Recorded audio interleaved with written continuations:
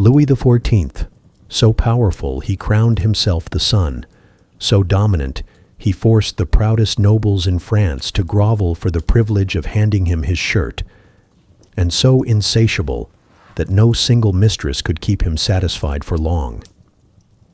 He demanded magnificence in everything, in love, in war, in theater, and especially in his own reflection. Across decades of battles, banquets, and bedroom scandals, Louis built not just an empire, but a palace where desire itself was stage-managed like opera. Versailles, once a mosquito-ridden swamp, became the glittering backdrop to his obsessions, where chandeliers disguised filth and politics unfolded between candle-lit sheets. Before we step into that scandalous world tonight, a quick note. If you'd like to listen to these stories without ads, offline, and with a bonus insider episode, you'll find the ad-free collection linked in the description and pinned comment. And yet, like so many of Louis's discarded lovers, most of this history is forgotten. Don't fade away with them. Subscribe and keep your place in the story. And while we slip into Versailles tonight, tell me, what time is it where you are? Now, let's step quietly into the Sun King's bedchambers. You are not in Versailles yet. Forget the golden halls, the glittering mirrors, the endless chandeliers.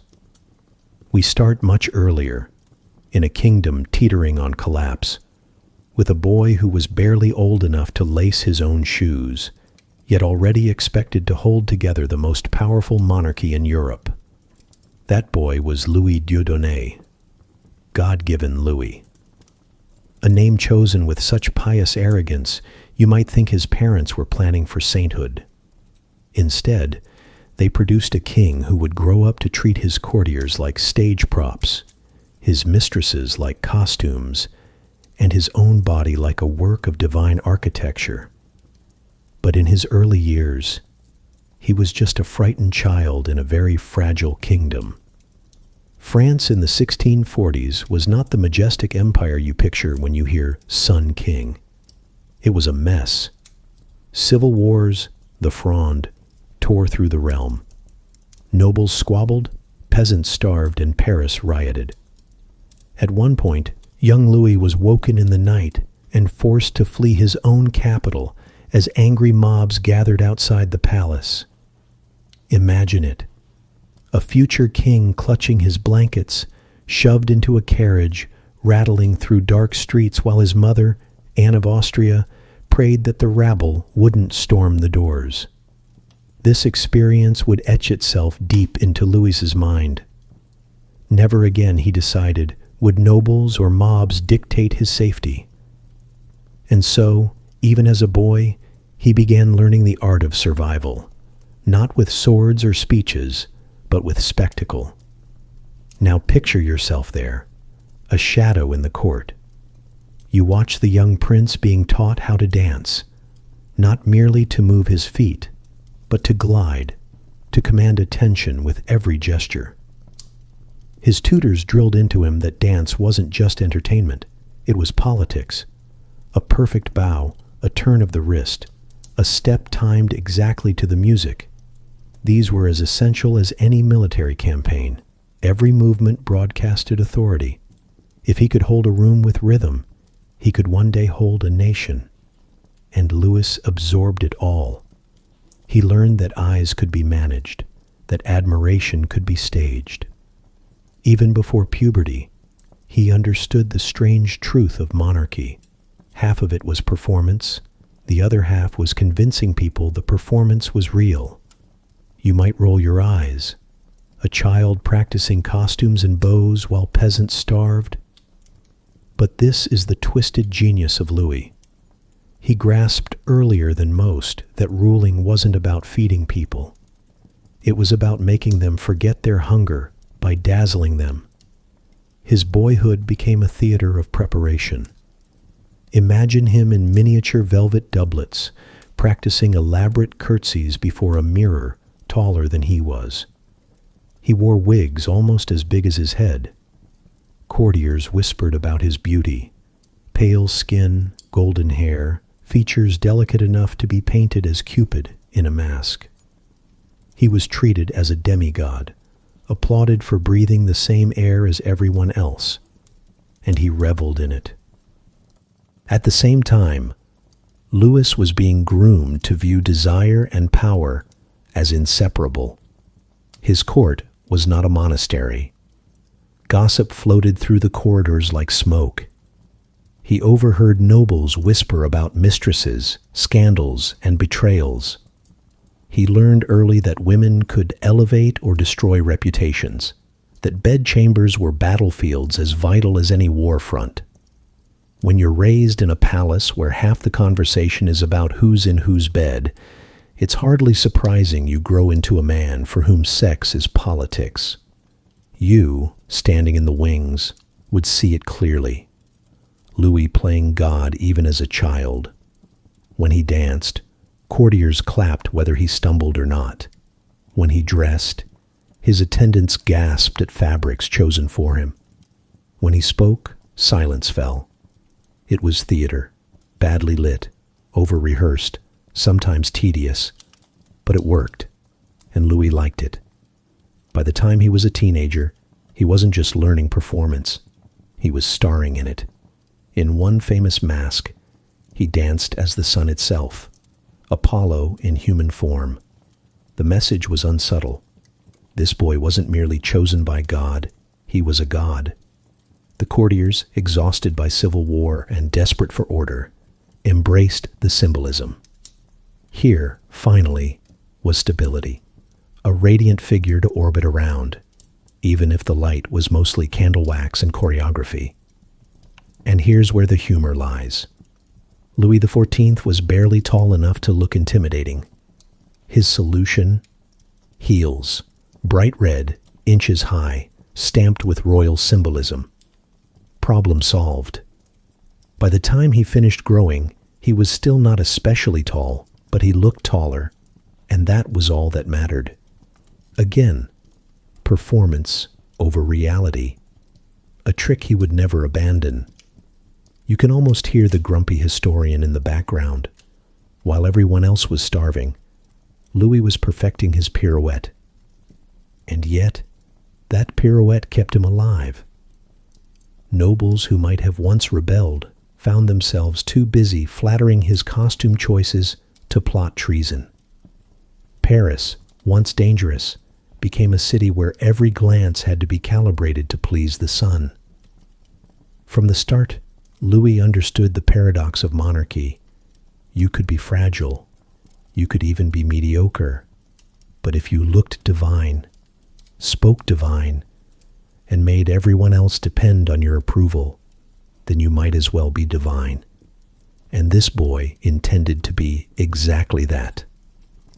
So when you think of Louis XIV's famous sex life, the endless mistresses, the scandals, the palace transformed into an erotic theater, remember, it began here, with a frightened child who decided the best defense against chaos was to put himself at the center of the stage, forever illuminated, never allowing the spotlight to wander. Theater and desire would never leave him. They would define not just his court, but France itself. And so, as you linger in the shadows of his childhood lessons, the endless rehearsals, the costumes, the carefully staged bows, you can almost feel history tightening around you. The child is becoming a god. The boy is becoming the sun. And soon, every noble, every mistress, every subject will orbit his brilliance, whether they want to or not. So here you are, standing in the glow of candlelight as a wedding unlike any other unfolds. The year is 1660. The boy who once danced as Apollo is now a young man, and France expects him to cement his reign with more than pirouettes. His task is simple: marry a queen, produce heirs, and make it all look like the will of God. The chosen bride? Maria Theresa of Spain, a union of dynasties, designed not for love, but for peace. France and Spain had been locked in brutal war. This marriage was the truce written in silk and lace. For two empires exhausted by bloodshed, the wedding bed became the battlefield. If Louis and Maria Theresa shared sheets, then their countries might just share a future. You watch the ceremony unfold. It is dazzling, yes, a royal wedding always is. But beneath the hymns and golden embroidery lies something oddly mechanical. Maria Theresa, shy and devout, stands stiffly in her gown. She is no wit, no flirt, no sparkling Montespan waiting in the wings. She is dutiful, pious, and prepared to play her role. Louis, ever the performer, plays his.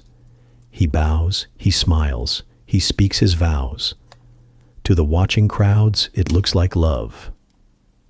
To you, peering from the shadows, it looks more like a carefully scripted play. The Queen's role is clear from the beginning, to give France an heir. And so, almost immediately, the public rituals begin. After their wedding nights, Maria Theresa would attend Mass with a glow about her, and courtiers would smirk and nudge each other. Everyone knew what that look meant. The Queen had done her duty. One can almost imagine her walking into the chapel, cheeks slightly flushed, while whispers ripple down the pews like wildfire. It is intimacy, but staged. Even in bed, the monarchy was public property. If a child was conceived, bells would toll across Paris. If nothing happened, rumors of infertility would start to creep into court gossip. You can feel it as you stand there. The strange pressure of an entire kingdom peering into a marriage bed, waiting for news of success. Louis was attentive, even polite, to Maria Theresa. He fulfilled his obligations with precision. But passion, that was not on the royal schedule. The Queen was plain, sheltered, and uneducated compared to the dazzling women Louis preferred. She laughed rarely, blushed often, and seemed bewildered by the extravagance of the French court. She was a Spanish princess, transplanted into a world of French spectacle, and she never quite fit the part.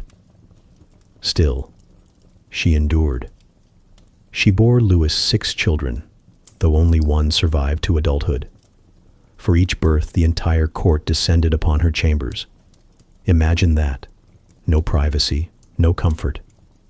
Dozens of nobles crowding the bed, peering through curtains, determined to witness the arrival of the next royal child.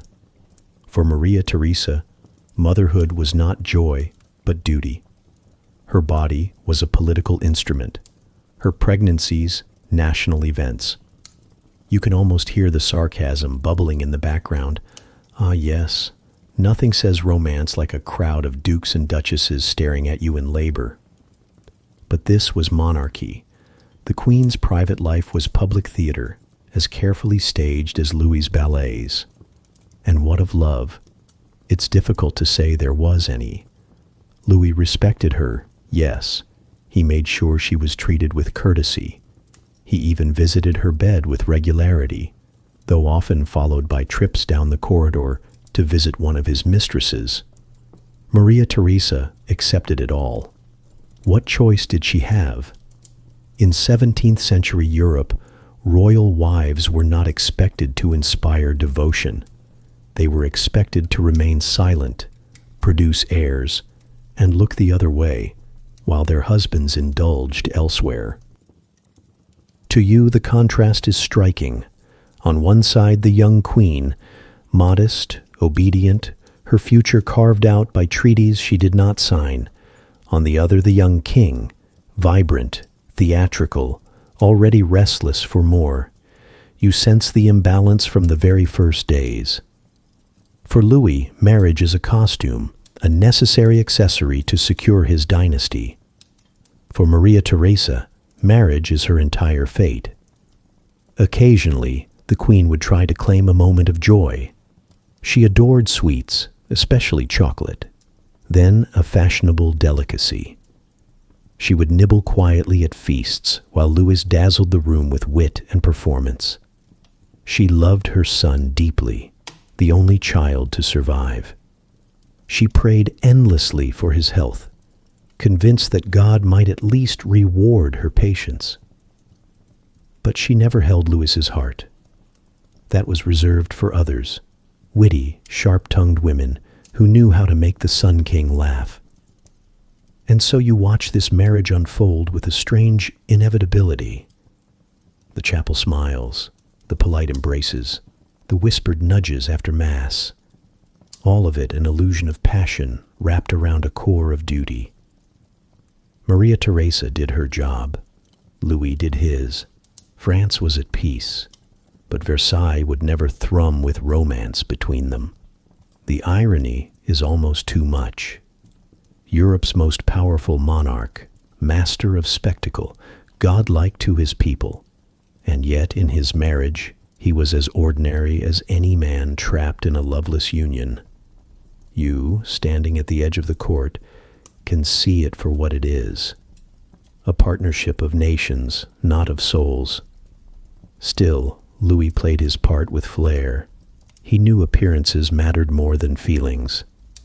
If France believed its king was happily married, then the facade had succeeded. Behind the facade, of course, his appetite would drive him elsewhere. And soon the palace would echo with the laughter of mistresses, the whispers of scandal, and the creak of bedsprings not belonging to the queen. But for now, in these early years, Versailles wore its mask. The Sun King had his queen, Spain had its truce, and the people had their illusion of love. Only you, watching from the shadows, know how fragile it all was. A marriage without fire, a queen without passion, and a king already searching for something more. And just like Maria Theresa, history itself is too often left waiting in silence. Don't let this story pass you by unnoticed.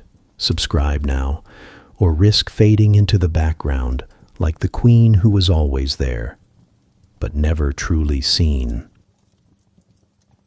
Step a little closer now. Versailles has not yet reached its full glory, but already whispers curl through the corridors. And at the center of them all is a girl with eyes too soft for this glittering, ruthless stage. Her name is Louise de la Vallière. Louise was no seductress, no seasoned courtier armed with wit and poison-laced fan. She was quiet, modest, and barely more than a teenager when she caught the Sun King's eye. Imagine her at court, a lady in waiting, her gown simple compared to the jewels glittering around her, her voice hesitant, her laughter unpolished. She didn't play games. She didn't need to. For Louis, her innocence was intoxicating, and unlike so many others, she convinced him of something rare, that she loved him not for his crown, not for his gold, but for himself. Imagine the power of that if you were a king raised to believe everyone worshipped you only out of duty. For the first time, Louis felt adored as a man, not just as a monarch, and for a little while, he believed it. From your corner of the room, you can almost pity her. The court called her guileless, which is a polite way of saying too honest for her own good. She blushed easily, stumbled through conversations, and never quite mastered the art of courtly deceit. And yet, Louis adored her. He spent long hours in her company, listening, laughing, feeling for once that his presence was enough. Of course, there were complications. Chief among them, Louis already had a wife. Queen Maria Theresa sat dutifully by, producing heirs, while her husband pursued passion elsewhere. But in the 17th century, no one blinked at this. A French king was expected to have a mistress. It was, in a bizarre way, a symbol of virility, proof that the monarchy itself was fertile, potent, alive. And so Louise became the Sun King's first official mistress. The court adjusted accordingly. Her modest apartments grew more lavish. Servants bowed a little lower. And eventually, her body became part of politics too. She bore Louis children, at least 4, possibly more. And though they were illegitimate, Louis legitimized some of them, weaving them into the royal tapestry as weapons in the endless game of dynastic power. What began as private affection quickly became public strategy. You, drifting through these candlelit halls, can sense the change. The girl who once looked at Louis with unguarded devotion now finds herself surrounded by whispers. At court, affection is never just affection. It is a weapon, a ladder, a gamble. Louise, who entered the affair with pure intentions, is slowly crushed by its weight. Louis, of course, moves at his own pace. His appetite is insatiable. He loves Louise, yes, but he also loves variety. And when the king begins to tire, what chance does a shy, sincere woman have against the glittering storm of courtesans eager to replace her? It is not a dramatic fall, no single moment of betrayal. Instead, you watch Louise fade, little by little, like candlelight at dawn. She clings to Louis's attention, desperate to believe the man she loved is still there behind the crown. She lingers at court, waiting for glances that never come, listening for footsteps that no longer pause at her door. And you overhear it, the quiet desperation in her voice when she begs him to remember, to return, to love her as he once did. But kings are not made for constancy. Louis's attention shifts, his eyes wander, and soon the girl who once captivated him is little more than a shadow at his banquets. Her story ends not with scandal, but with retreat. In 1674, Louise left Versailles and entered a convent. She traded silks for a nun's habit, jewels for rosaries, passion for penance. They say she prayed fiercely, fasted, and sought forgiveness for her sins, though what sin was hers exactly is debatable. Was it truly sin to love a man who promised love in return? Or was her greatest mistake believing that sincerity had a place in a palace built on theater? You stand in the cloistered silence with her now, hearing her prayers echo against stone walls.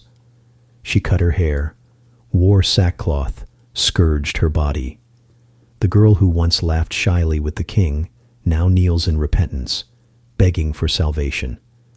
And perhaps, in her way, she found peace. The court remembered her as a tragic figure, one who loved too honestly in a world that rewarded deceit. Louis, meanwhile, moved on. He made her a duchess before she left, a final gesture of gratitude. He ensured her children were cared for, legitimized, integrated into the web of noble marriages. For him, Louise was a chapter, sweet, youthful, necessary. For her, Louis was everything. And that is the tragedy. To Louis, mistresses were seasons, blossoms of spring, fiery summers, and inevitable autumns of decline. To Louise, Louis was the sun itself, not just a king, but her universe. And when the sun moved away, she was left in shadow, too honest to play the game, too sincere to survive it. You can almost feel the lesson seeping through the gilded walls. In Versailles, love is never safe. Affection is currency, desire is strategy, and the moment you believe in sincerity, you are already lost. Louise de la Vallière was the first to learn it the hard way. Others would follow, more dazzling, more ruthless, more scandalous. But none would match her tragic simplicity. A girl who thought love might be real, and discovered instead that in Versailles it was always just another performance. Step carefully now. The Versailles you imagine, all mirrors and chandeliers, does not yet exist. What you see is mud. A flat, mosquito-ridden swamp, reeking in the summer, frozen in the winter, so uninviting that even passing noblemen sneered at the idea of building here. And yet, Louis XIV looked at this soggy patch of marshland and thought, yes, perfect. Why? Because it wasn't Paris.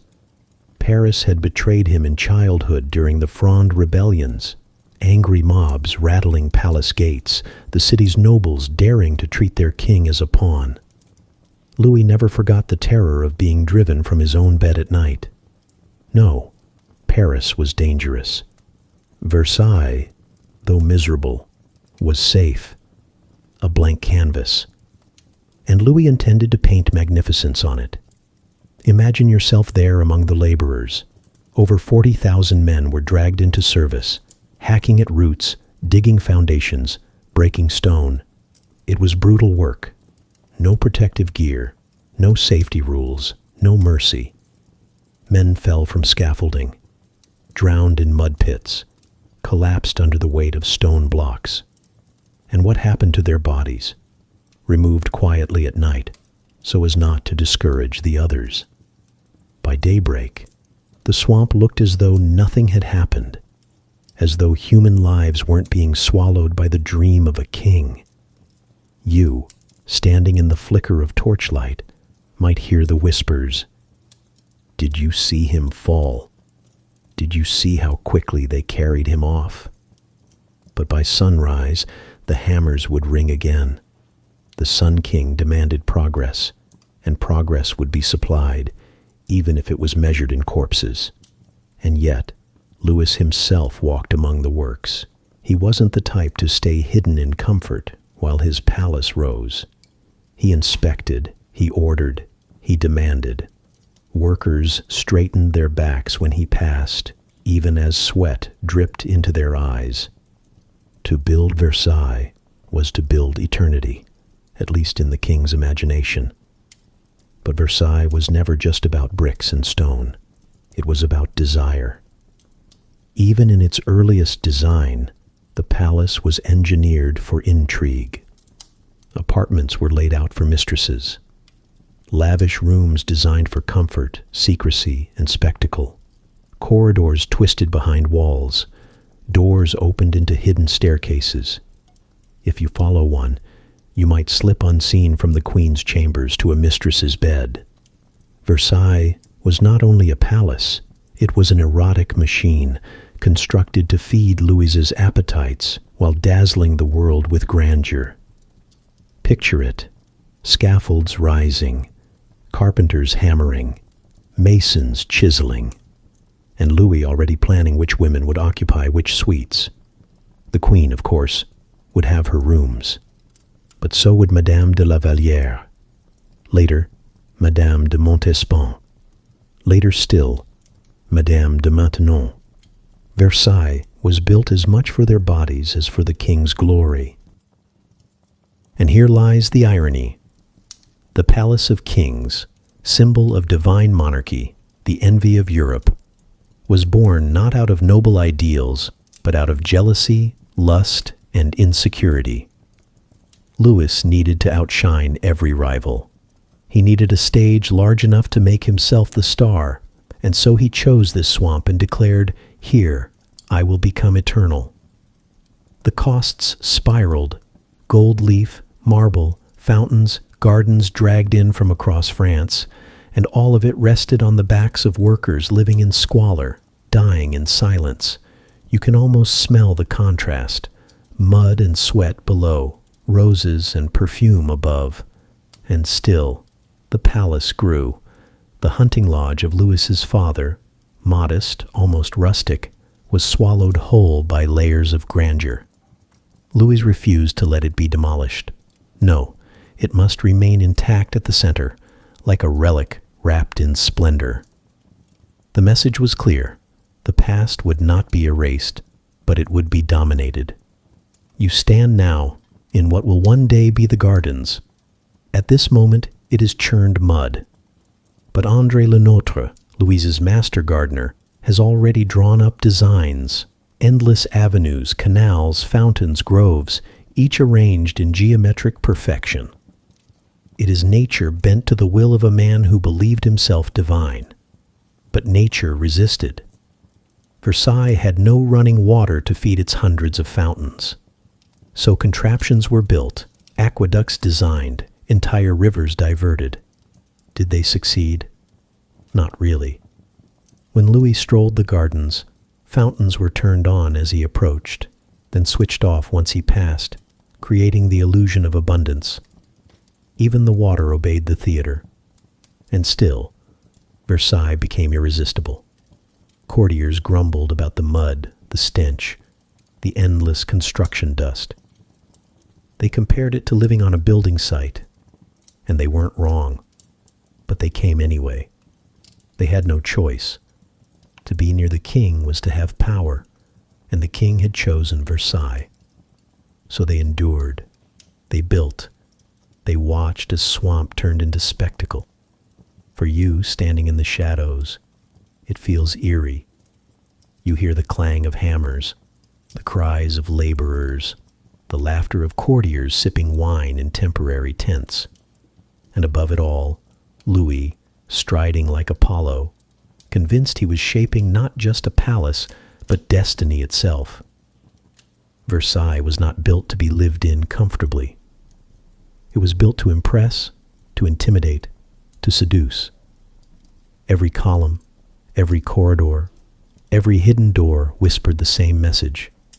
The king is the sun, and you are merely in orbit.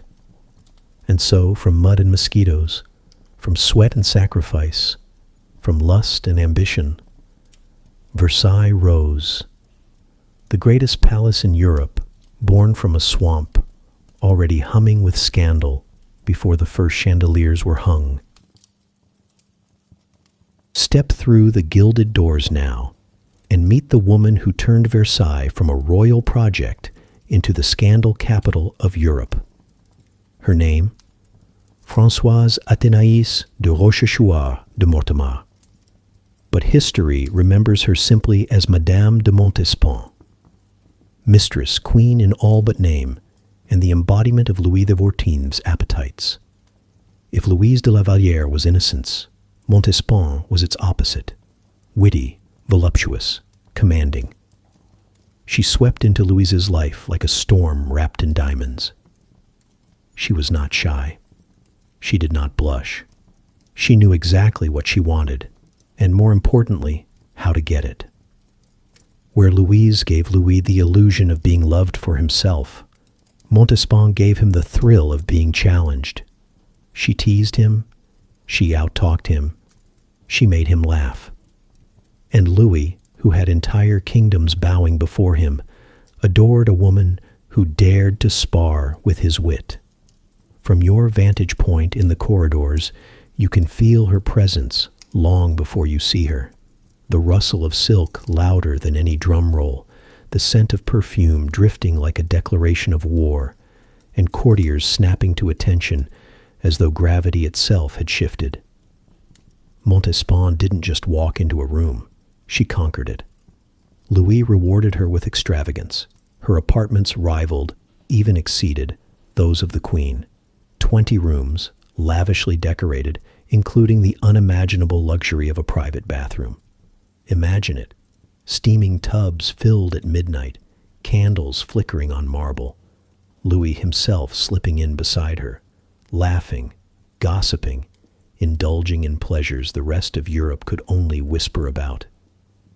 Versailles, already a palace of spectacle, now had its most decadent theater, the bed of Madame de Montespan, and people did whisper. Oh, how they whispered.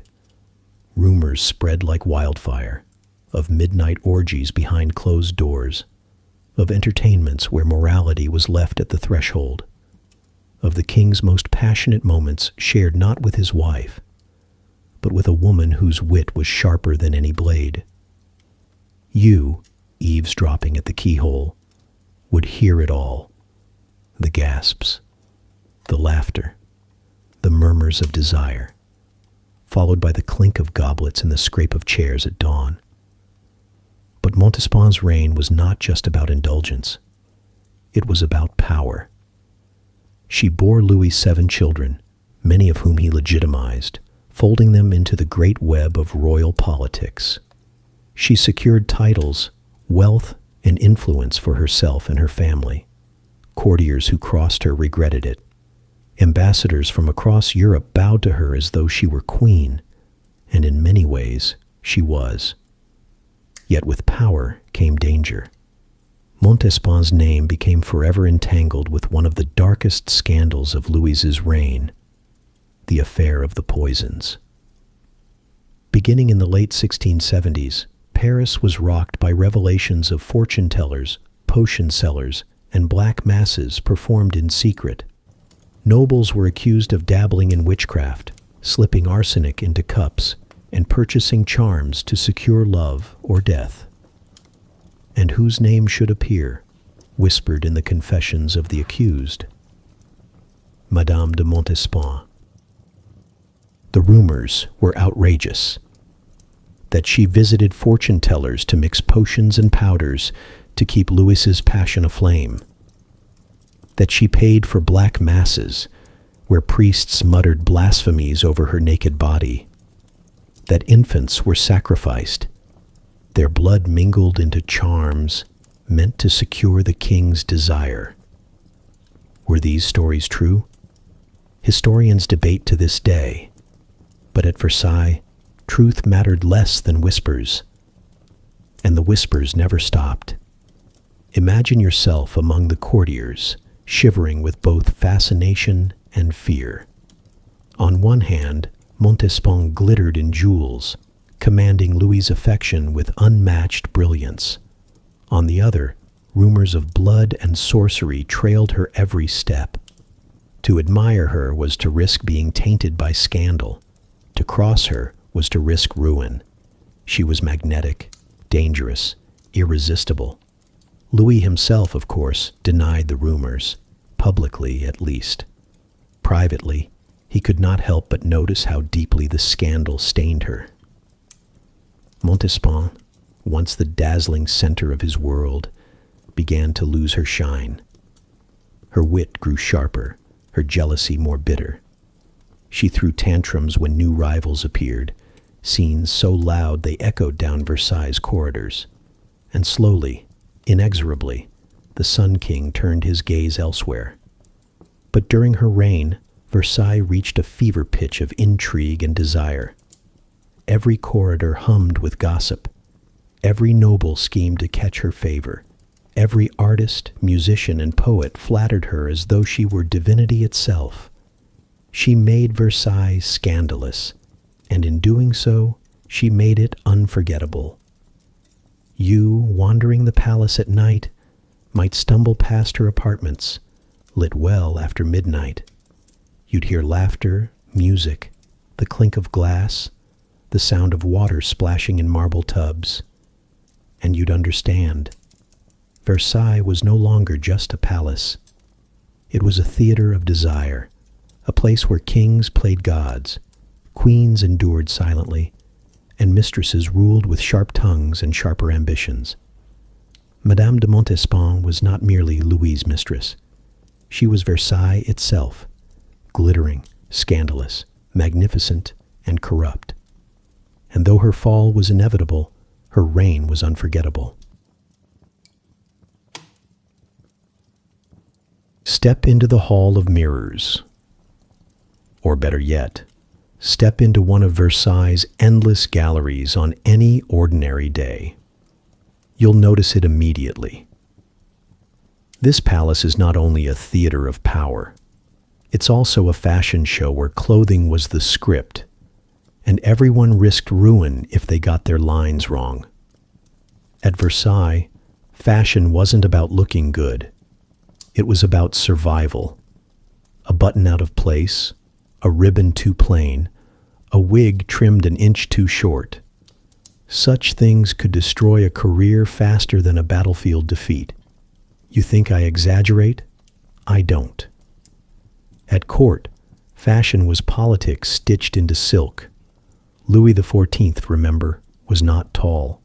barely scraping 5 feet 5 without his shoes. So what did he do? He made high heels fashionable, bright red ones to be precise, lacquered and ornate, reserved only for nobles of sufficient rank. Walk through the galleries, and you'll hear the click of dozens of red heels against marble floors, each pair a declaration. I am favored. I am noticed. The higher the heel, the closer you stood to the sun. Wigs followed the same logic. Louis began balding in his 20s, and instead of admitting to nature's victory, he transformed wigs into an art form. Long, cascading manes of curled hair became essential. If you wanted to be seen, you needed one. The bigger, the better. By the time you wander through the court, you'll find yourself dodging clouds of powdered horsehair, taller than small children. Nobles tilted their heads at impossible angles, terrified of bumping into door frames. The effect was ridiculous, and precisely the point. The more uncomfortable you were, the more you proved your devotion to the king's style. But fashion at Versailles wasn't just dictated by Louis. His mistresses, especially Madame de Montespan, left their mark too. Picture her inventing an outfit known as the déshabillé, a loose gown that could be pulled on or off with ease. Normally, a lady's dress required an army of servants to untie strings, unpin lace, and loosen corsets. But Montespan was clever.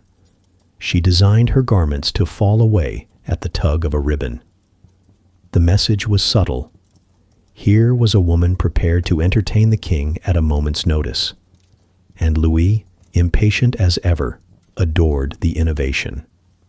You drift closer, standing just behind a row of courtiers as they gossip in whispers sharp as daggers. They don't talk about philosophy or governance. They talk about lace.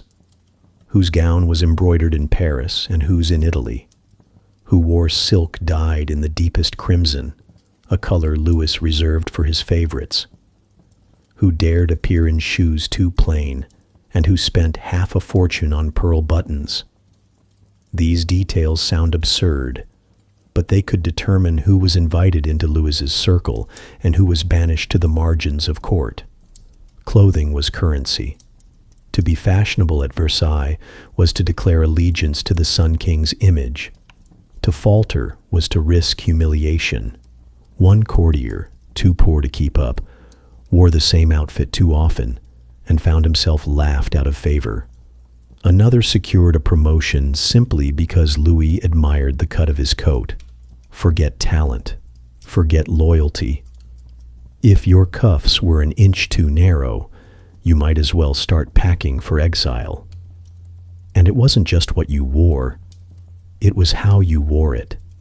Every movement was calculated for effect. A noble might spend an hour arranging a lace collar just so, ensuring it fluttered dramatically with each bow. Ladies balanced wide pannier skirts, sweeping through the halls like ships navigating a crowded harbor.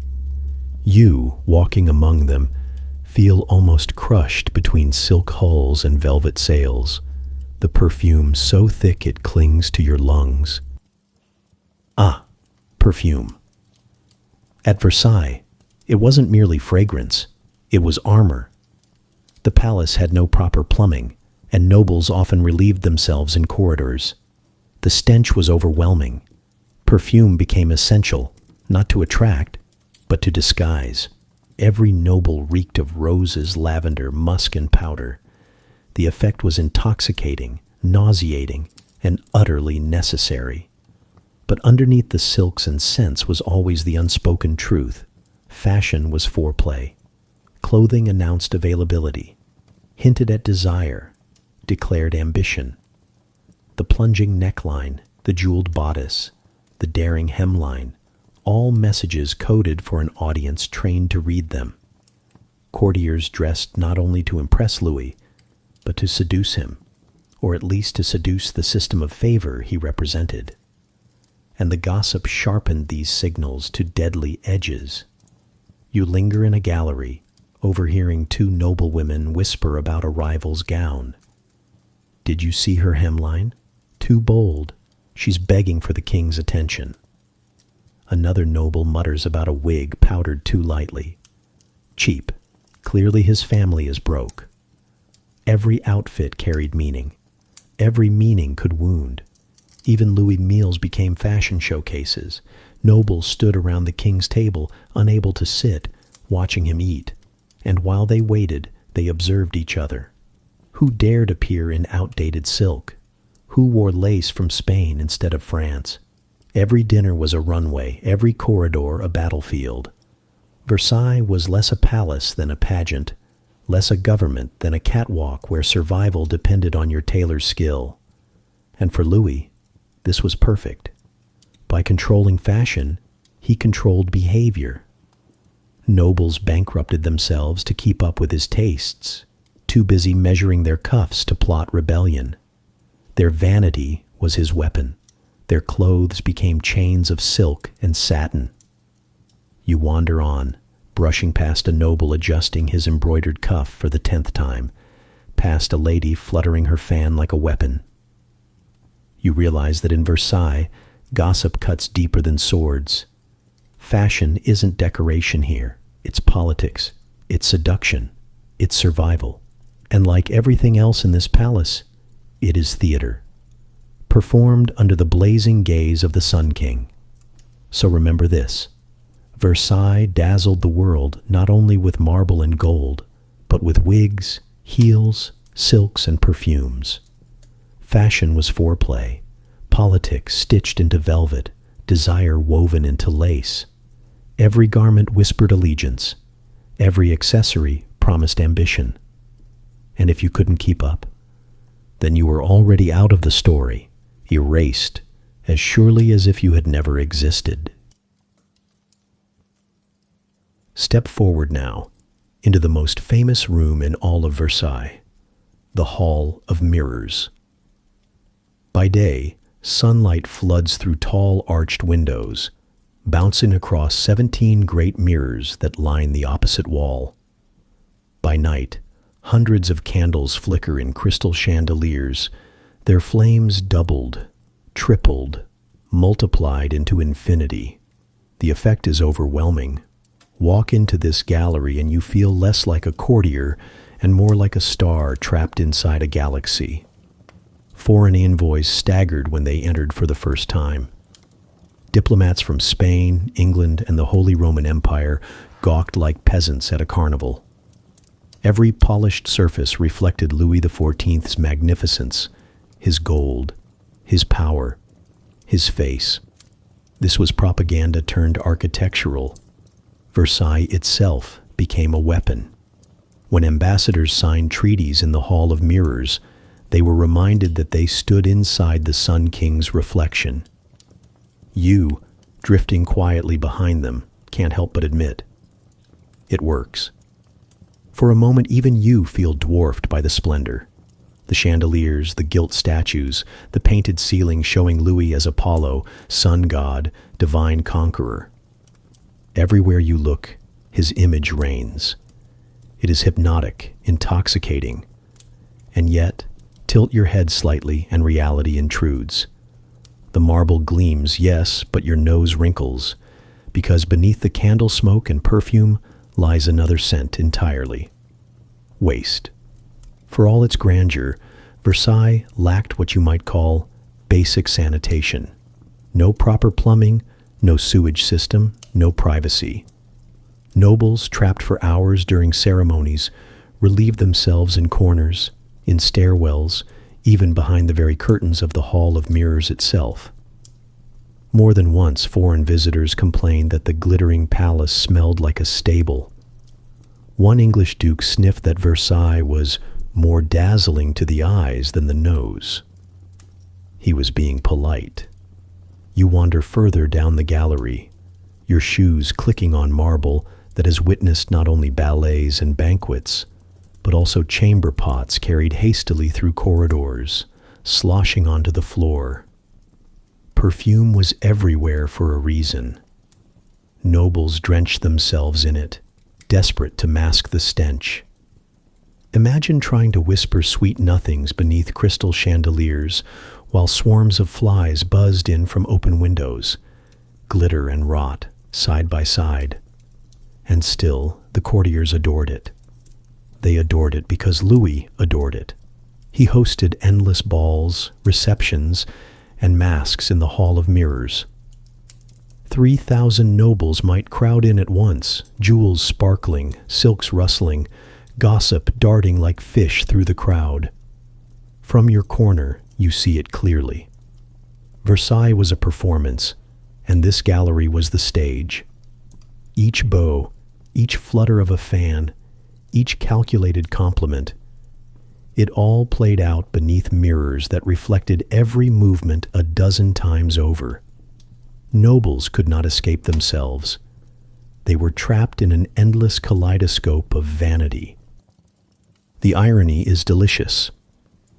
This room was designed to embody perfection, yet it revealed every flaw. A stain on a cuff, a wig slightly askew, a jealous glance, reflected back again and again, magnified until it became unbearable. Versailles did not just magnify Louis's glory, it magnified everyone's insecurity. And what of the king himself? Picture him gliding into the gallery, dressed in silks heavy enough to break an ordinary man's spine, red heels clicking, wig towering like a monument.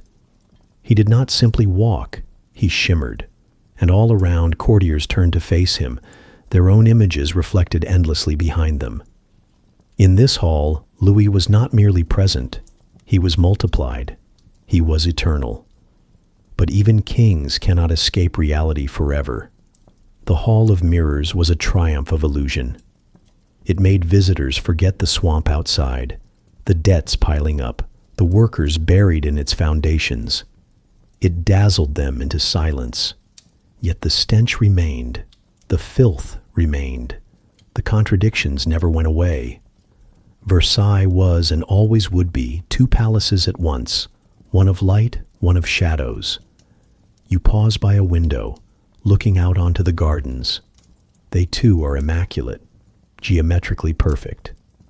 But you know, fountains sputtered because there was never enough water, and gardeners switched them on and off as Louis strolled past, creating the illusion of abundance.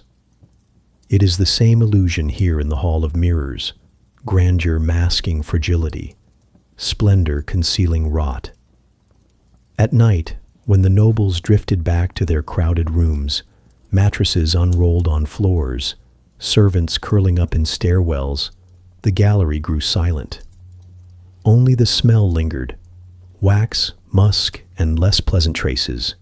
You walk through alone, and the mirrors no longer dazzle. Instead, they seem haunted, reflecting not glory, but exhaustion, vanity, and desperation. Still, you cannot look away. The Hall of Mirrors is Versailles distilled, breathtaking, intoxicating, absurd. It is a place where kings turned themselves into gods, and gods still had to live with chamber pots. And perhaps that is why this room remains so famous. Not because it was perfect, but because it was never perfect. It was magnificent, yes, but also grotesque. A dream stitched over decay, glitter layered on rot. And if you listen closely, as your footsteps echo through the gallery, you can almost hear the laughter, the whispers, and the groans of nobles caught between splendor and stench, forever trapped in the mirrors of Versailles. Take a deep breath before you step back into the palace corridors. The air may be perfumed, but underneath it is something sharper, rivalry. Versailles, for all its glitter, is no fairy tale. It is a jungle dressed in velvet, where mistresses prowl like predators and every glance hides a calculation. You begin with Louise de la Vallière, the first mistress, still lingering like a shadow in the halls. Shy, devoted, too honest for her own good. She had once believed that love was enough, but here, love is never enough. The moment Madame de Montespan arrives, Louise is finished. Montespan is everything Louise is not. Bold, witty, voluptuous, commanding. Louis falls for her with a hunger that leaves no room for rivals. Yet Louise doesn't vanish. She hovers, humiliated, but still present. Imagine the scene.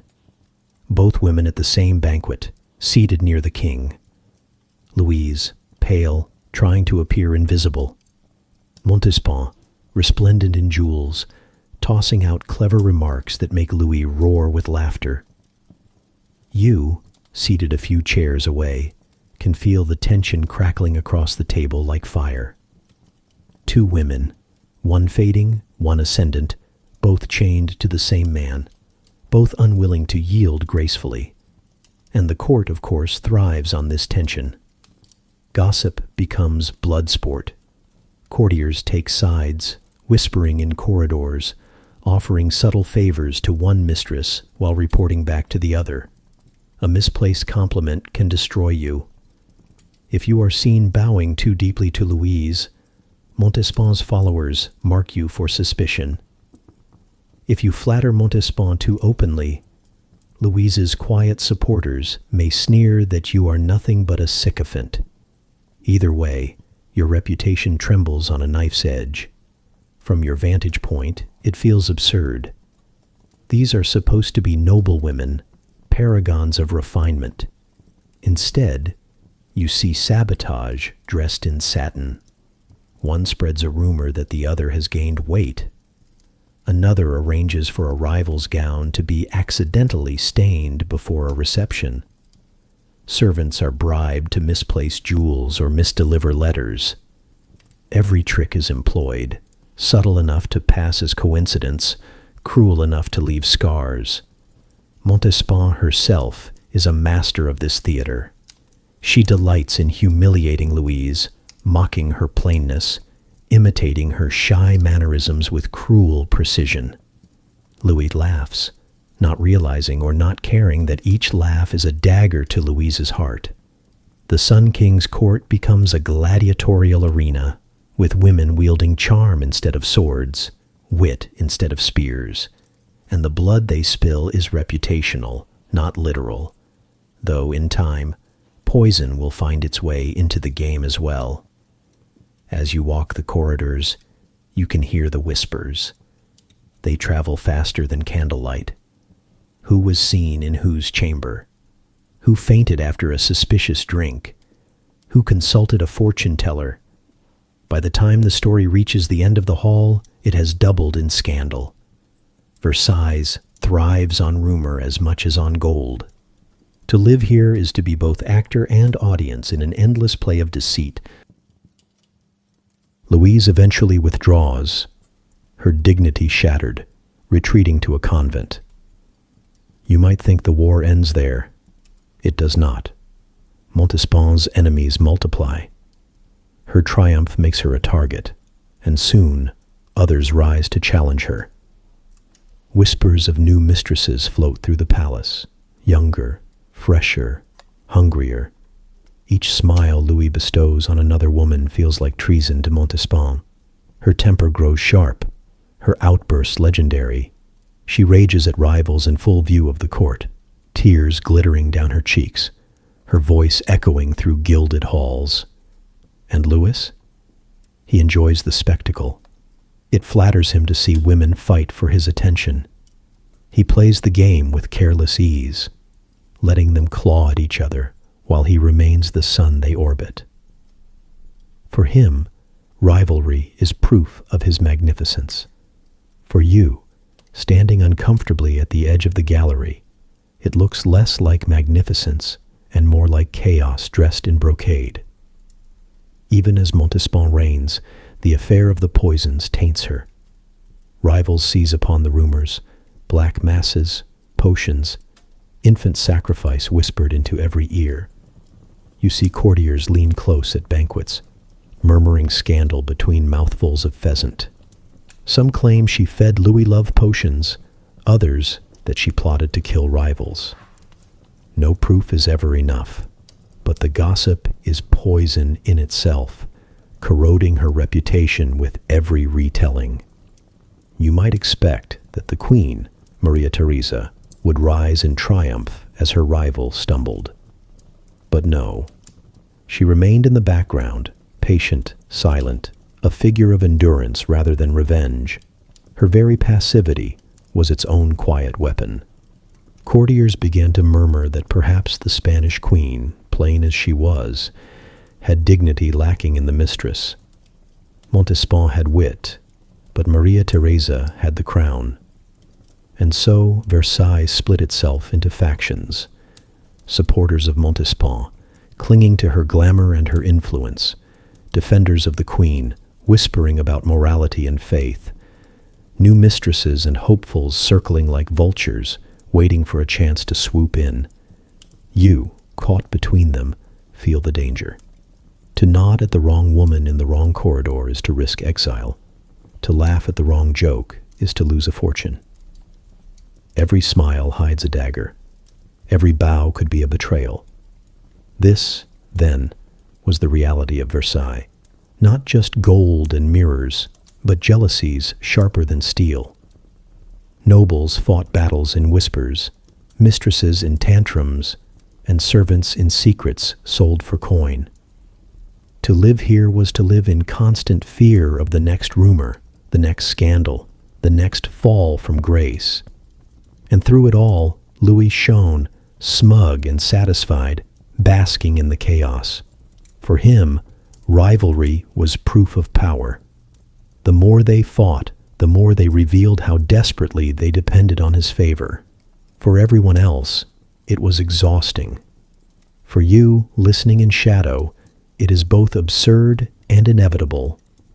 Versailles was not just a palace, it was a battlefield. And love was simply another war to be fought, one smile at a time. And just like those courtiers clawing for scraps of favor, most names at Versailles vanished into the shadows. Don't let your story end the same way. Subscribe now, or risk being forgotten like them. Walk a little slower now. The music has softened, the laughter is fading, and the once boisterous palace feels different. Versailles, which only a decade earlier hummed with whispered affairs and midnight revelries, is tightening into something sterner, heavier. The carnival is ending. Louis XIV is getting older. The Sun King who once leapt into ballets, who waded through fountains at midnight with mistresses on either arm, now winces at his joints and looks warily at his reflection. The mirror still shows Apollo, yes, but Apollo with creases around the eyes, Apollo who breathes a little harder when climbing stairs. Time, that most insolent rival, is catching up. And with age comes conscience. You can almost see it gnawing at him during Mass. The sermons that once drifted past him like background music now pierce. Priests preach about sin, excess, the dangers of lust. And suddenly Louis is wondering whether those decades of indulgence might weigh heavily when he meets God. Imagine being the most powerful man in Europe, yet lying awake at night worried not about armies, but about your own soul. Montespan does not help. Once dazzling, witty, irresistible, she is now tainted by scandal. The affair of the poisons lingers in every whisper. Did she really drink love potions? Did she attend black masses? No one dares say it aloud in front of Louis, but he cannot unhear it. Her tantrums, once entertaining, now feel exhausting. Her beauty fades, her temper sharpens, and suddenly the mistress who once ruled Versailles finds herself increasingly on the margins. Enter Françoise d'Aubigné, better known as Madame de Maintenon. She could not be more different from Montespan. Born to a disgraced Huguenot family, widowed young, she remade herself through patience, education, and piety. She became governess to Louis's illegitimate children. Yes, the very children he had with Montespan. Imagine the awkwardness. the king's mistress raging in one room while the governess quietly educates their offspring in another. Yet Maintenon handled it with such composure, such gentle discipline, that Louis began to notice her. And what did he find? Not seduction, not spectacle, but serenity. Maintenon offered something Versailles had never given him before: peace. Where Montespan gave him laughter and scandal, Maintenon gave him reflection and prayer. She was not the carnival, she was the confessional. And to a king aging uneasily, the confessional was suddenly very appealing. You see it unfold before your eyes. Montespan storms out of a chamber, silk rustling like thunderclouds, while Maintenon slips in quietly, carrying books for the children. Louis smiles wearily, his temper soothed. One by one, the court begins to adjust. Montespan, once the sun around which everyone orbited, is now eclipsed by a woman who wears modest gowns and speaks softly about salvation. And Versailles changes with her. Gone are the midnight baths, the bawdy entertainments, the whispered orgies behind curtains. In their place come oratories, sermons, etiquette drilled into every hour. The palace, once alive with scandal, stiffens into ritual.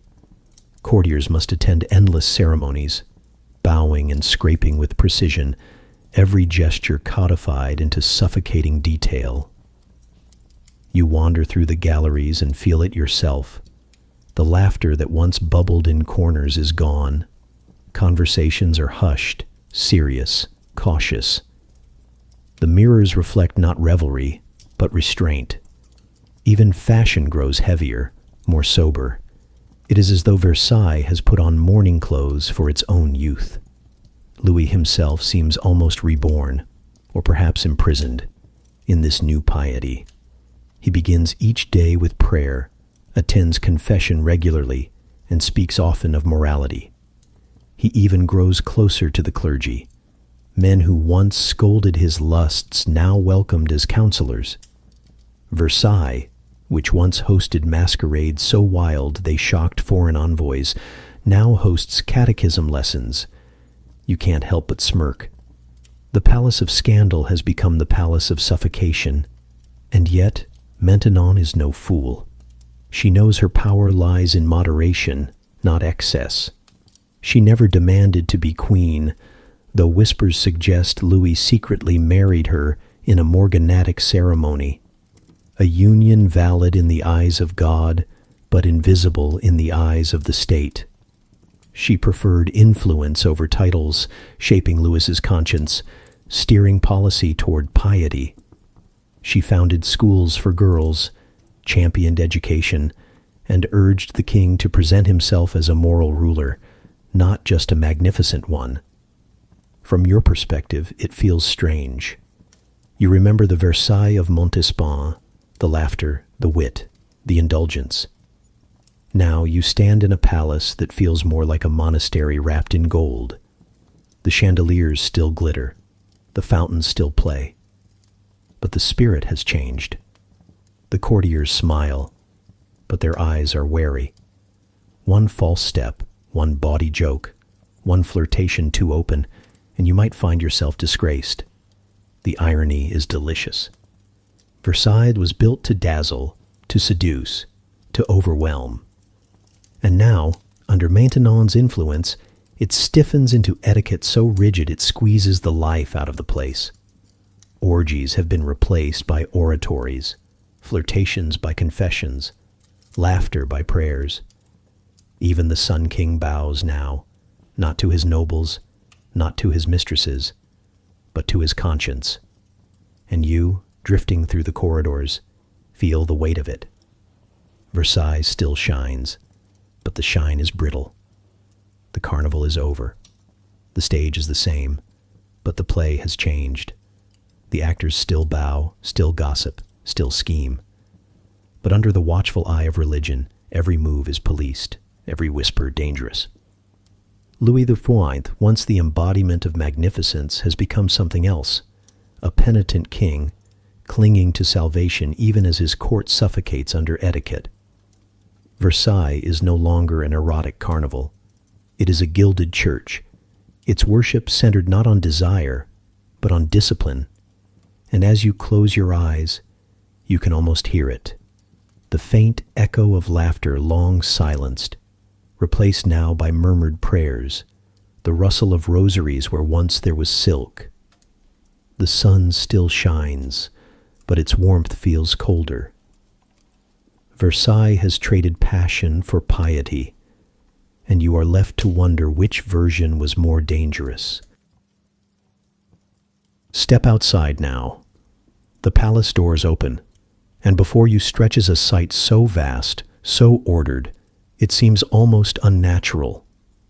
Versailles gardens are not gardens in the ordinary sense. They are landscapes bent into submission, a declaration of power carved into earth, water, and tree. At their heart is André Le Nôtre, Louis's gardener. But to call him a gardener is like calling Louis a man with a fondness for sunlight. Le Nôtre was an engineer of desire. His canvas was mud and forest, and his task was not to grow, but to command. You walk down a wide avenue, gravel crunching beneath your feet. The lines are perfect, geometrically precise. Avenues stretch straight to the horizon, trees clipped into unnatural cones, flower beds arranged like embroidery on the ground. There is no accident here. Nature itself has been shackled, forced to obey the Sun King, and Louis adored it. For him, the gardens were more than decoration. They were metaphors for his own appetites, perfectly ordered, endlessly expanding.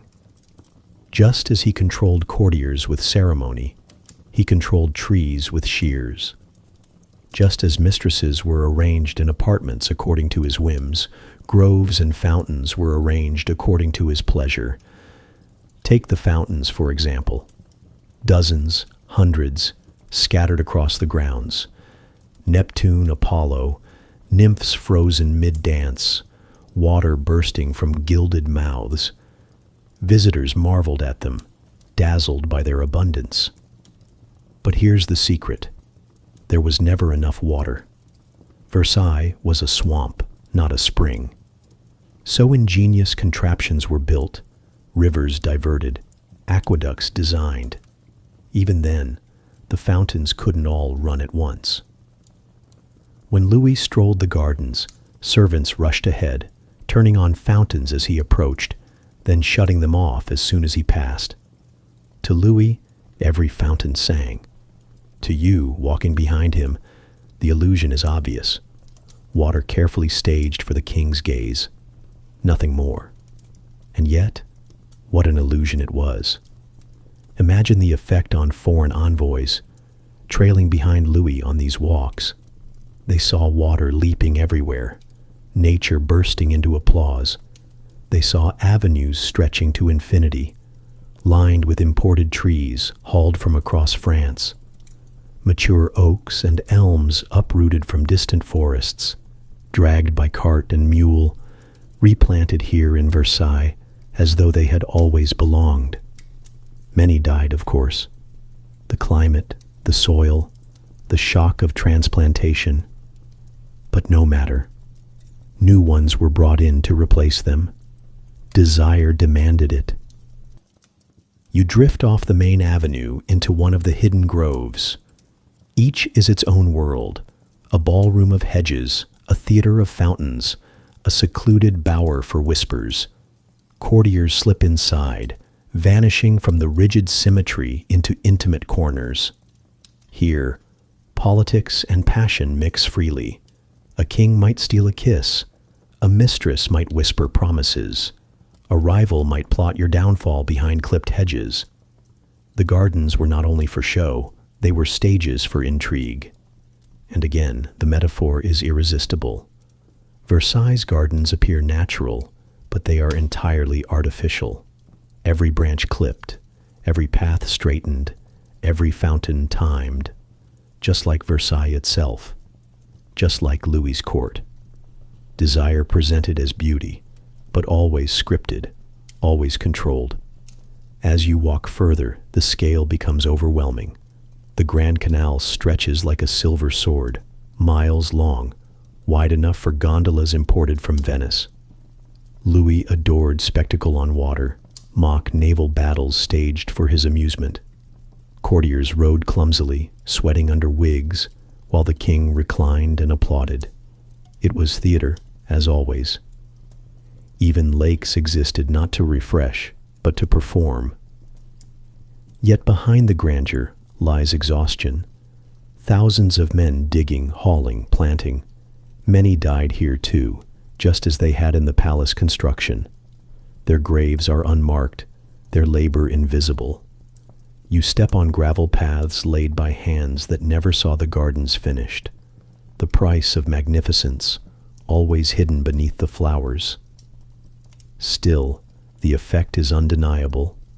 At twilight, as candles flicker in lanterns and music drifts from the palace, the gardens glow like something out of myth. Nymphs frozen in marble, hedges whispering in the wind, fountains catching the last of the sun. Versailles becomes a dream designed to seduce kings, nobles, mistresses, and even you. But lean closer, and you see the truth. The flowers are not chosen for their fragrance, but for their appearance. They are ripped out and replaced the moment they wilt. The trees, so straight and perfect, are bound with wires, trimmed with cruelty, forced into shapes they were never meant to take. And the fountains, dazzling as they seem, sputter the moment the king is gone. You walk back to the main avenue, and you understand. The gardens are Versailles in miniature. They are lust-made landscape, demanding, artificial, exhausting, beautiful. They are control masquerading as pleasure. They are the Sun King's desire stretched across acres of earth. And as you stand there, gravel crunching beneath your shoes, the palace glittering behind you, the fountains sighing in the distance, you feel the weight of it. Versailles is no longer just a building. It is an organism, breathing, scheming, desiring, consuming. And its gardens are its veins, carrying the illusion of magnificence to every corner. In the end, André Le Nôtre did not design a garden.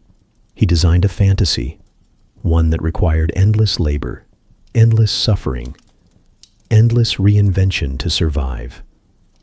A fantasy that, like Louis himself, demanded worship even as it devoured those who served it. And you, wandering among its clipped hedges and glittering fountains, cannot help but marvel and shudder. Step back into Versailles now, but notice the change. The chandeliers still glitter, the mirrors still reflect, the fountains still spurt into the sky. But the mood has shifted.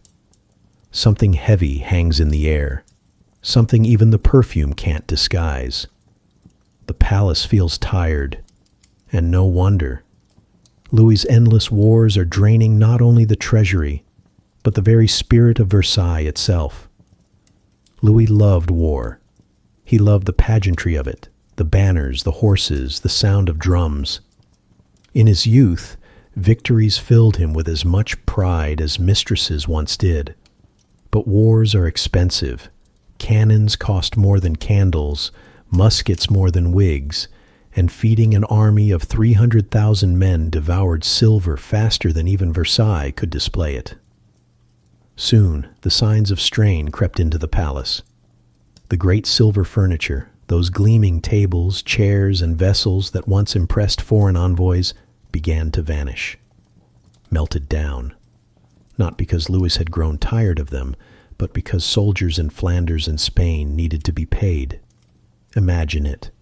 Nobles sitting in rooms where chairs had once shone like moons, now replaced with simple wood. The illusion cracked, though few dared to say it aloud. You drift down the galleries and hear the whispers. Courtiers grumble in low voices about the cost of it all. Why must the king fight again? How many ducats left? How many sons buried this year? They smile when Louis passes, of course, but you can hear the resentment like a low hum beneath the surface. Mistresses, too, lose their luster. Extravagance requires abundance, and when the treasury groans under the weight of war, even passion dulls. No more endless banquets spilling into dawn. No more fireworks every other week. The fountains, already unreliable, sputter with embarrassing frequency. The great erotic carnival of Versailles fades, replaced by routine. You stand in Montespan's old apartments, once echoing with laughter and music. Now the rooms feel stale. Curtains hang limp, candelabra burn fewer wicks, and servants hurry with worried looks instead of smirks. Even Louis himself seems less radiant. His once insatiable hunger for pleasure dims under the weight of strategy meetings, battle reports, and casualty lists. Versailles is still magnificent, yes, but magnificence without joy quickly turns into monotony. Louis, of course, does not admit this. To him, war is still theater, another stage where he plays the conquering son. He appears at council meetings in dazzling uniforms, every inch the commander. He studies maps with furrowed brows, issues orders with divine certainty. Yet you, watching from the corner, can see the cracks. Victories are fewer, defeats sting sharper, and every campaign leaves France poorer. And Versailles suffers along with it. Courtiers, once eager to spend themselves into bankruptcy, eagery itself, is melting down furniture? Why flatter mistresses when their apartments no longer glitter? More and more, the palace feels less like a playground and more like a cage. You wander through the gardens at twilight, once alive with laughter, music, and gondolas gliding across the canal. They now feel empty. Lanterns burn dim, fountains lie still, and the gravel crunches beneath your feet in eerie silence. Versailles was built for spectacle, but spectacle requires money. And money is being poured into trenches, not tulip beds. Inside, the rituals remain. The lever, the coucher, the endless ceremonies still bind courtiers to the king. But the sparkle is gone. Nobles jostle for meaningless honors with less enthusiasm, their eyes hollowed by debt. Even gossip, once sharp as a dagger, begins to dull. What is the point of whispering scandals when everyone is simply tired? Versailles becomes routine, stifling, a gilded cage. The mirrors reflect the same ceremonies day after day, the same bows, the same scraped knees, the same forced smiles. Where once the palace pulsed with lust and intrigue, now it pulses only with duty. Nobles stay not because they love it, but because they cannot leave. They orbit the Sun King like weary satellites, bound by gravity they no longer enjoy. And Louis? He soldiers on. He does not stop waging wars. He does not stop demanding ceremony, but he no longer shines as he once did. His mistresses grow older, their tempers sharper. His body aches, his glory dims. He once had everything: silver furniture, glittering fountains, endless banquets, insatiable passion, and he traded much of it for cannons and campaigns that left France bled dry. You, walking through the corridors at night, feel it in your bones. Versailles is still magnificent, but it is magnificence on borrowed time. The palace is both dazzling and dull, intoxicating and monotonous. A place where beauty has become routine, where desire has been replaced by etiquette, and where the Sun King, for all his brilliance, has locked himself and his court into a life that feels more like imprisonment than glory.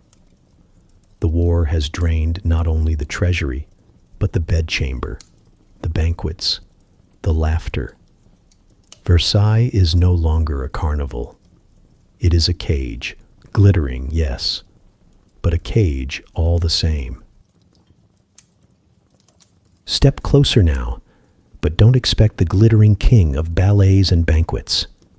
The Sun King is aging, and for once, his performance cannot outshine reality.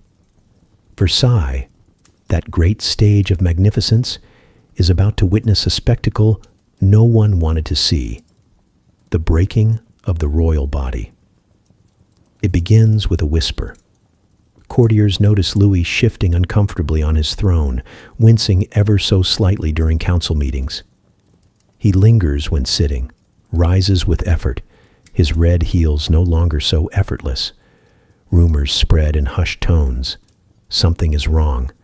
And what is wrong, of all humiliations, is his backside. Louis XIV, the divine monarch, conqueror of armies, master of mistresses, is brought low by an anal fistula. If you don't know what that is, count yourself lucky. Imagine a painful infection tunneling where no tunnel should ever be. A royal bottom, swollen, inflamed, throbbing with agony.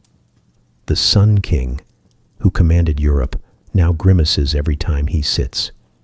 You wander through the halls, hearing the murmurs. Can it be true? The king, afflicted, down there? Versailles, for all its grandeur, cannot help but revel in gossip. And there is no gossip juicier than the vulnerability of a king. At first, Louis hides it. He still appears in public, still struts in heels, still pretends nothing is wrong. But behind closed doors, he groans. The pain becomes unbearable, and eventually, concealment is impossible. The court, already obsessed with the king's body, his meals, his bed, his clothing, now becomes obsessed with his suffering. Then comes the solution: surgery. Not in some discreet chamber, mind you. No, this is Versailles. Everything is theater. If the king must be cut open, the world must watch. Surgeons prepare their tools. Courtiers jostle for a place near the bed, eager to witness the ordeal. You, standing uncomfortably at the back, feel your stomach tighten. There will be no anesthetic, no pain relief, except perhaps the king's own pride. And then it begins. The surgeon bends low, knife in hand, while the most powerful man in Europe lies exposed, teeth clenched, every muscle taut with agony. The blade slices, probes, sears. The room holds its breath. A muffled groan escapes Louis, but he does not cry out. Not once. His silence becomes another performance, a declaration. If he can endure this, he can endure anything. For hours, the surgery continues. Sweat beads on the surgeon's forehead. Courtiers faint from the sight. Ladies press lace to their lips. Some whisper prayers. Others whisper bets on whether the king will survive. You, trying not to look, cannot help but glance. The body that once seemed immortal is all too human now, bleeding, writhing, fragile. When it is finally over, Louis has triumphed, not over enemies, but over his own pain. He has endured without a scream. Versailles explodes in relief. Priests declare it a miracle. Courtiers rush to compare his suffering to that of Christ. Surgeons become national heroes. Even the instrument used in the operation is celebrated, copied, and displayed. The fistula operation becomes famous across Europe, studied and admired as if it were a military victory. But the truth lingers in your mind. The Sun King bled like any man. His body betrayed him like any body. Beneath the wigs and heels, beneath the endless performances, Louis was flesh and bone. And now, everyone knows it. Afterward, he recovers, slowly. He resumes his place at the head of ceremonies, striding again through the hall of mirrors. But something has changed. His sexual energy falters. Mistresses no longer orbit him with the same feverish intensity. The great bedchambers of Versailles grow quieter. The Sun King, once infamous for his appetites, begins to retreat, and Versailles feels it. You walk the galleries and sense the shift. The palace, once alive with desire, now hums with caution. Courtiers speak more of etiquette than of passion. The theater of lust gives way to the theater of survival. For if the king's body can break, what else might crumble? Louis himself leans more heavily on religion, on ceremony, on control. His mistress Montespan is gone, her scandals too heavy to ignore. Madame de Maintenon reigns quietly, steering him toward prayer rather than pleasure. Versailles, once a carnival of desire, becomes a mausoleum of etiquette. And you, drifting in the twilight of the gardens, reflect on what you have witnessed. Versailles did not just watch the rise of magnificence, it also watched decay. The mirrors that once reflected endless glory now reflect the fragility of flesh. The fountains that once sang of abundance now sputter. The sun, once blazing, now flickers. The royal body breaks, and with it, the illusion cracks. Versailles remains beautiful, yes, but behind the gold, behind the silk, behind the perfume, there is rot, pain, and exhaustion. Desire is no longer the story. Decay is. And that is the lesson of Versailles. Even kings bleed. Even gods groan. And just as even the sun cast shadows when it began to fall, so too do stories vanish when no one remembers them. Don't let this one fade. Subscribe, or risk slipping into silence like the rest. Walk with me now through the gilded corridors, but keep your ears sharp. The whispers here are louder than trumpets. Versailles is buzzing with outrage, though no one dares to say it aloud within earshot of the king. Why? Because the Sun King has just broken one of the oldest rules of monarchy. He has legitimized his illegitimate children. Louis XIV, remember, had an insatiable appetite. Mistresses came and went. Louise de la Vallière, Madame de Montespan, countless others in between. And from these affairs came children, many children, enough to fill a nursery wing, enough to make a genealogist weep. At first, they were acknowledged quietly, tucked away, raised with discretion. But as Louis grew older, he decided discretion was unnecessary. If he was the sun, then even his shadows deserved recognition. So he began to legitimize them. One by one, bastards were elevated, given titles, wealth, positions at court. Suddenly, the children of scandal were no longer on the margins. They were at the very heart of power. Imagine the fury. You, standing in the gallery, overhear noblemen muttering into their lace cuffs, centuries of carefully guarded bloodlines, centuries of family pride, suddenly diluted by children born in secrecy. To the ancient nobility, it felt like treason. They had spent fortunes keeping their genealogies pure, and now the king had upended the very rules of inheritance. Take the children of Montespan, for example. Louis adored them. He showered them with lands and titles, arranged brilliant marriages, and ensured they would sit alongside the highest princes of the realm. Never mind that their mother had been accused of witchcraft and black masses. To Louis, they were his blood, and blood was enough. You can almost hear the sneers in the salons. Duchess yesterday, today a queen, all thanks to her mother's bed. The court, already poisoned by gossip, now seethed with jealousy. Old families who had clawed their way into favor for generations found themselves outranked by teenagers with the right surname, or at least the right father. And Louis? He relished it. He saw no contradiction. If he was God's chosen, then his children, all of them, were touched by that same divine light. By legitimizing them, he wasn't weakening monarchy, he thought. He was strengthening it. More branches for the dynasty, more loyalty woven into the throne. But for you, drifting through these corridors, the effect feels strange. Versailles is no longer ruled by ancient families with proud lineages stretching back centuries. It is ruled by lust's offspring, by the evidence of Louis's endless affairs. Power has become hereditary, yes, but hereditary through desire as much as through law. And the court feels it. Alliances shift, factions form. Some nobles align themselves with the legitimized children, hoping to secure favor. Others dig in, outraged, clinging to the purity of their bloodlines. The palace becomes a chessboard, every piece related not by merit but by gossip and scandal. One of the most notorious examples is the Duke of Maine, Louis's son with Montespan.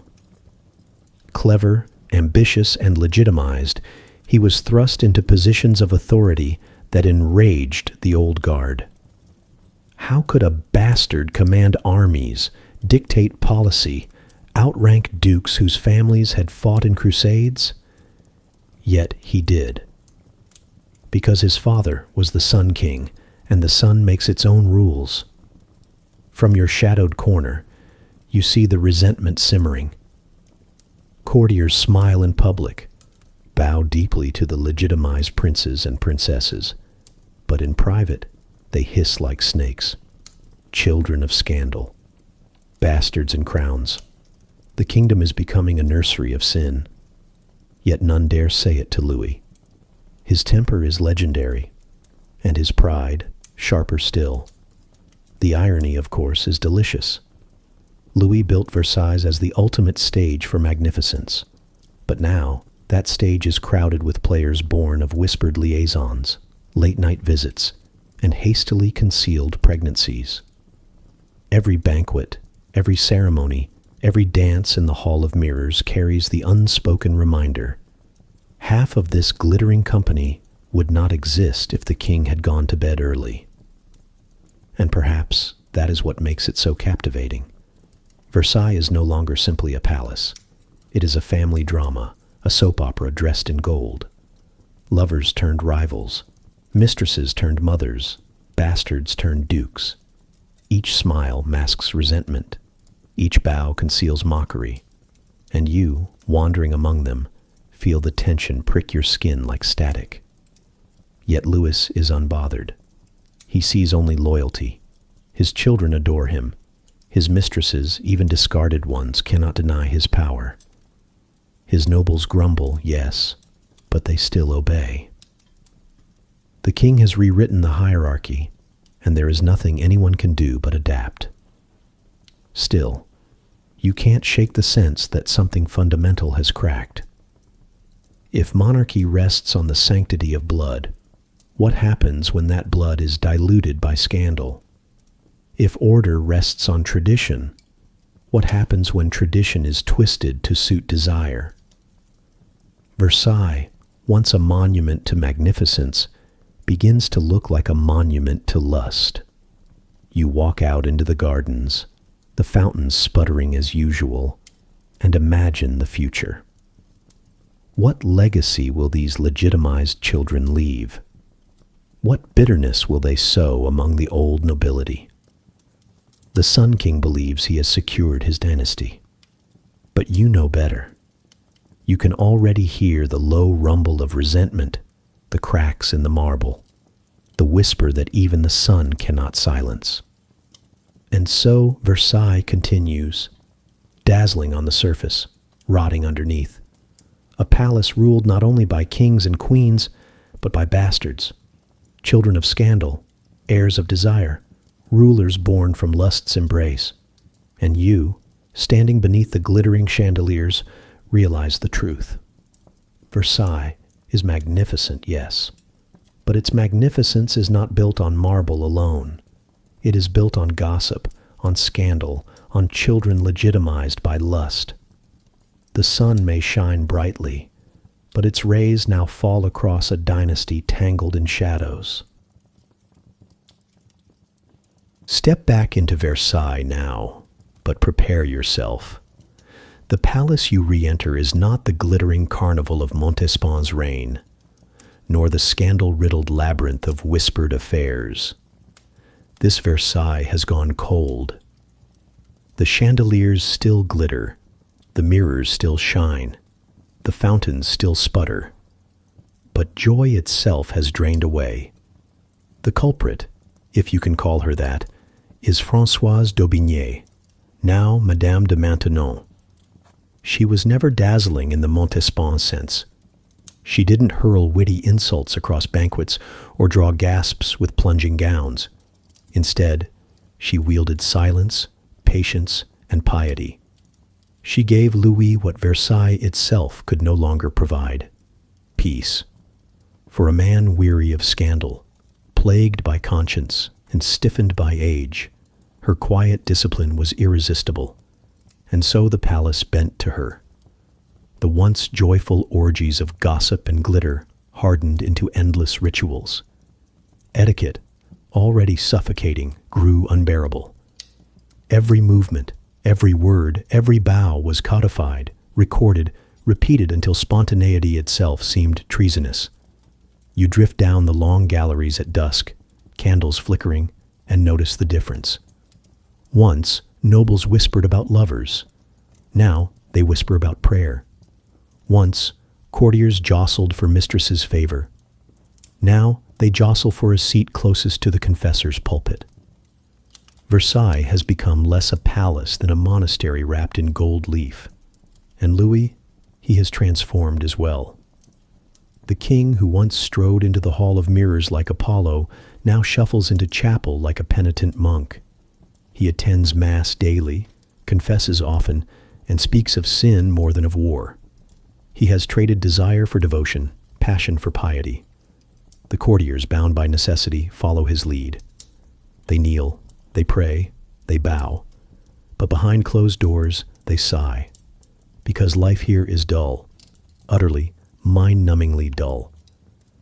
Imagine a palace that once blazed with laughter and scandal reduced to stiff dinners where conversation is monitored, amusement scarce, and every gesture rehearsed.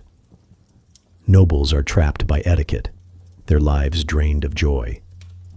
Their only outlet is gossip. And gossip thrives best in suffocating silence. You linger in a corner of the salon, listening. The talk is no longer about love affairs or daring fashions. It is about whose bow was too shallow, whose curtsy lingered too long, whose prayer at Mass looked insincere. The sparks of Versailles are now petty, flickering embers, but they are all that remain. Maintenon herself is ever watchful. She ensures propriety, frowns upon excess, discourages laughter that rings too freely. She isn't cruel exactly, but she is firm. She believes the palace must represent morality, not indulgence, and in her way she succeeds. Versailles becomes respectable, upright, even holy. But holiness, as you notice, is a poor substitute for joy. The courtiers feel it. They still orbit the king. They must. But the orbit feels mechanical, weary. They shuffle through ceremonies as if on autopilot. Morning lever, evening coucher, endless bows, endless waiting. You see it in their faces, the exhaustion of performance without passion. Once, they endured the rituals for the chance at pleasure, scandal, or favor. Now they endure them simply because there is no escape. Versailles has become a gilded prison colder than ever before. Its mirrors no longer dazzle with desire, only reflect monotony. Its halls no longer echo with laughter, only with murmurs of etiquette. Its gardens no longer host flirtations, only stiff processions. You walk through it and feel the chill, a coldness not of temperature, but of spirit. And Louis, though devout, cannot hide the shadows. He has buried too many: his queen, Maria Theresa, his beloved Montespan, dismissed and disgraced, his children, many taken by death. He has lived too long, and in living too long, He has seen magnificence curdle into routine. You watch him in chapel, his wig heavy, his knees bent, his lips murmuring prayers. The Sun King still glows, but the glow is dim, flickering, almost ghostly. For you, wandering in these twilight years of Versailles, the contrast is striking. Once, you could barely keep up with the scandals. Now, you can barely stay awake. And perhaps that is the cruelest twist of all. Excess was at least exciting. Decay is simply boring. Yet boredom itself is dangerous. Courtiers trapped in monotony sharpen their gossip into weapons. They whisper endlessly about Maintenon's influence, about the king's declining health, about which bastard child might inherit what. The palace may be cold, but beneath the ice, resentments smolder. You sense it in the way nobles bow a fraction too stiffly, in the way ladies exchange looks just a second too long. Versailles has lost its carnival, but not its cruelty. And so you wander the galleries at night. The chandeliers burn low. The mirrors, once dazzling, reflect only candlelight and shadows. The laughter has gone, replaced by silence. You pause, listening, and hear only the faint hiss of whispers, gossip, speculation, complaint. This is the Versailles Maintenon built, rigid, joyless, suffocating. A palace of etiquette where the only spark left is rumor. And you realize, this is what magnificence becomes when stripped of joy. It becomes habit. It becomes prison. It becomes cold. Walk quietly now. Versailles, once blazing with gossip and music, feels heavy, almost funereal. The palace has not changed. The mirrors still gleam. The gardens still stretch to infinity. But the air is different. The laughter is gone. The perfume hangs stale, and the Sun King himself is fading. Louis XIV has lived long. Too long, some whisper. He has reigned for 72 years, longer than most courtiers' entire lives. He has outlived rivals, friends, mistresses, even many of his own children. And with each loss, Versailles has grown colder, its brilliance dimming like candlelight at dawn. The tragedies come one after another, merciless and unrelenting. His queen, Maria Theresa, dies in 1683. Louis sheds few tears. Their marriage was polite, never passionate. But her absence leaves a hollow formality at court. The king remarries in secret, perhaps, to Madame de Maintenon, his pious companion. But even Maintenon cannot shield him from sorrow. One by one, his heirs fall. His son, the Dauphin, dies of smallpox. His grandson, the Duke of Burgundy, dies young, leaving only a sickly infant. Other children, other grandchildren, snatched away by disease and fate. You drift through the corridors and see the shadows gathering. Versailles, once overflowing with heirs, now echoes with funerals. The line of succession thins dangerously, the dynasty itself seeming fragile despite all Louis's efforts. Mistresses, too, are gone. Louise de la Vallière, faded and penitent, wasting away in her convent. Madame de Montespan, disgraced, dying quietly in a religious retreat. Even their children, legitimized, paraded, elevated, die before him, leaving him surrounded by ghosts of his own making. The palace feels it.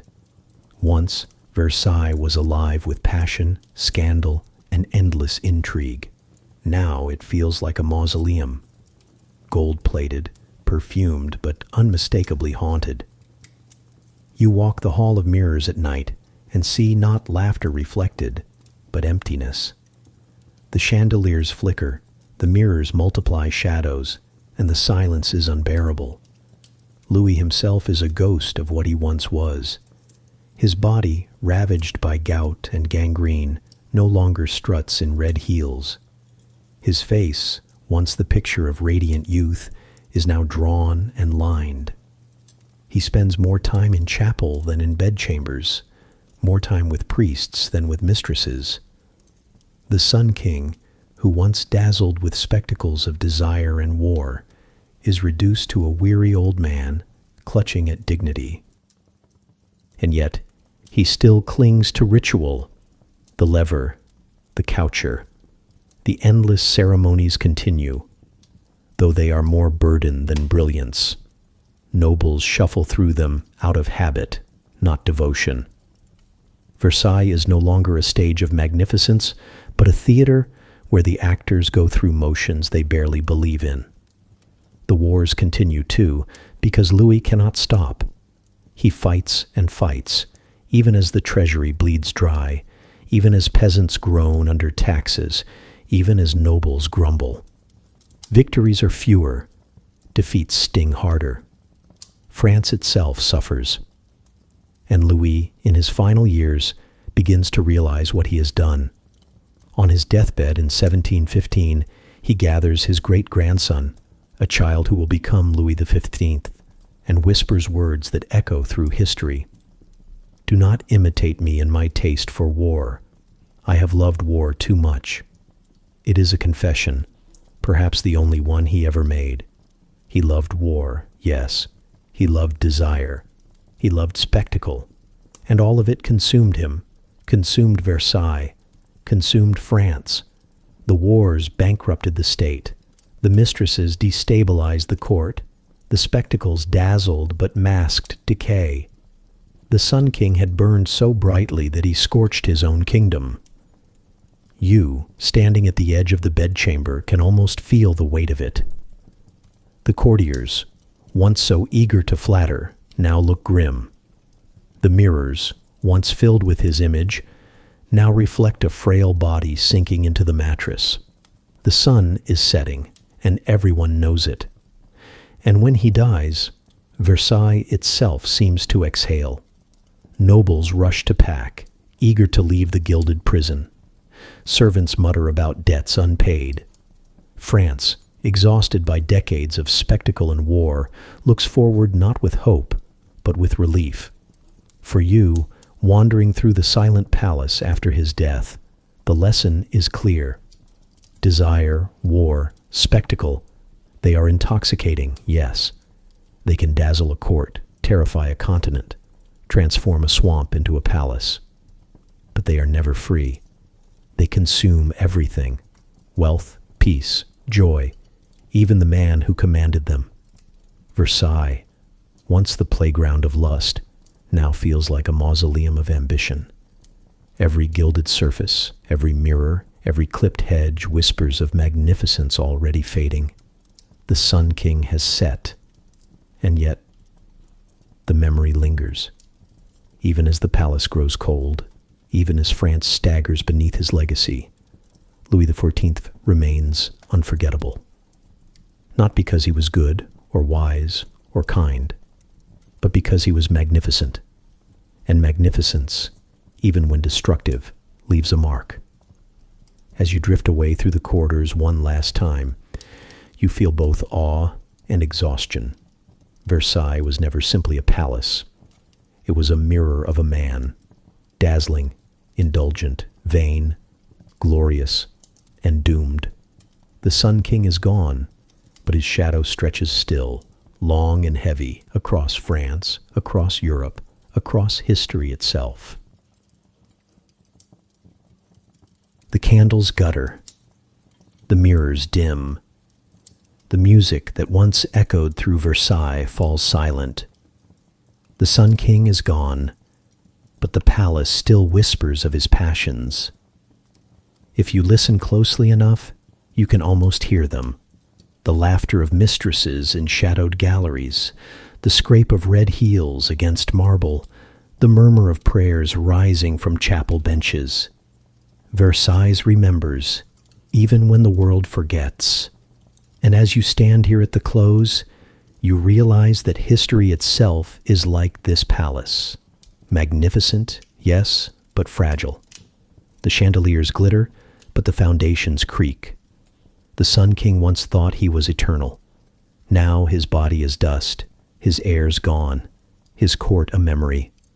What remains are the stories, stories that survive only if someone carries them.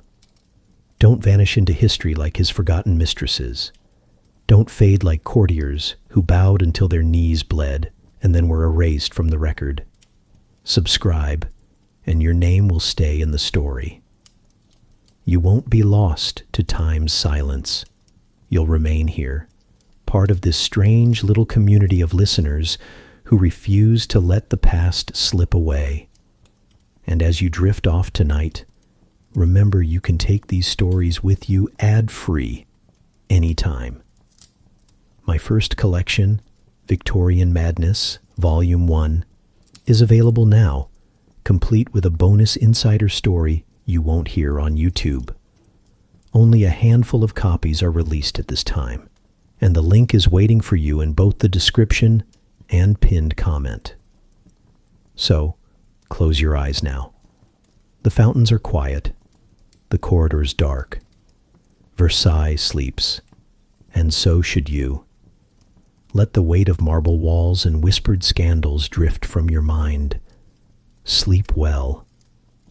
Tomorrow, another dusty door of history will open, and you'll be there to step inside. And one last thought before the night claims you.